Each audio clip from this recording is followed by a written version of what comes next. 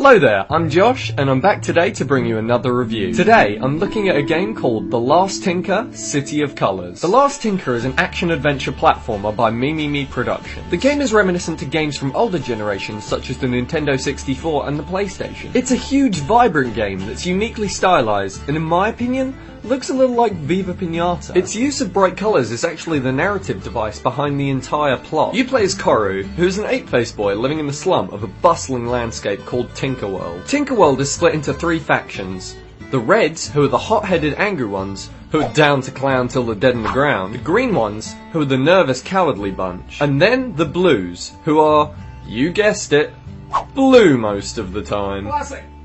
Classic comedy. These three factions really do not get along, and they tend to stay apart from one another. But Koru doesn't really fit much into any of these factions, so he's mostly just trying to make sure everyone gets along. But through a poor lack of judgment, Koru is tricked into releasing the Bleakness, which is a white colour-devouring mass that destroys anything in its path. Koru now has to harness the power of the Tinker and use elements of each of the colour spirits to banish the bleakness. I'm gonna try to not draw too many comparisons between The Last Tinker and other games, but this game takes inspirations from lots of them.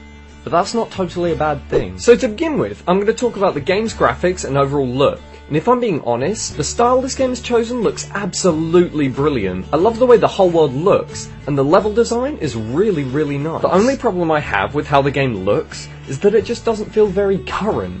I mean, it may be reaching for an old school gameplay style, but it's obvious that this game feels dated to some degree. The next thing I wanted to talk about is the control and gameplay. The game definitely feels a lot like Jak and Daxter in the way that the level design and the control scheme is, and it really feels like an authentic old school platformer. They don't need to try and change a formula that isn't in need of changing. I love the way that the colour powers work, as it almost adds a puzzle element into the combat.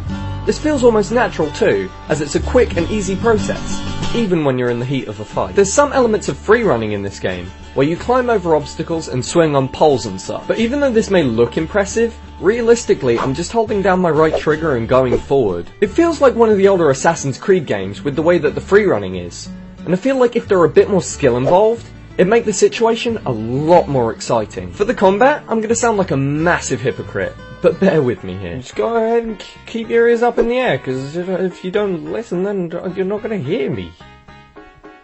Dingus. The combat for this game is a lot like the Rocksteady Batman games. You're surrounded by enemies, and you string together combos until all of the baddies are left there sucking their thumbs in the corner.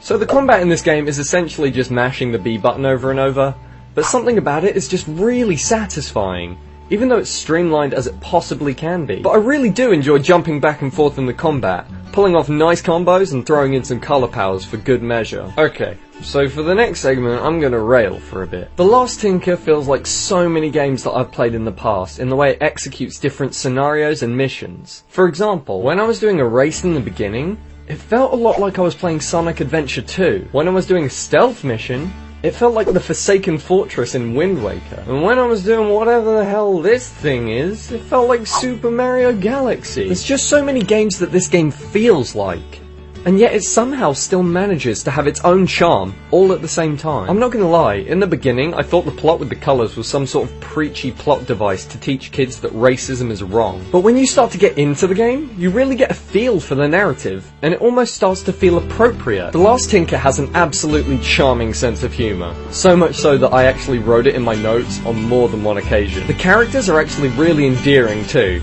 The character design is spot on for a stylised game like this, giving a huge variety in the characters to give a scope to the world and how different each race is. Some of the voices are a little, worrying.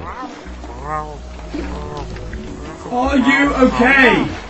Do you need the Heimlich maneuver? And also, some of the characters are a bit, creepy. Get away from me! I need an adult! But overall, The Last Tinker is a bright, vibrant, stylised love letter to gamers of generations past, and it's also a great throwback to games you most likely know and love. After taking everything into account, The Last Tinker gets a 4.5 out of 5. The Last Tinker is extremely easy to pick up.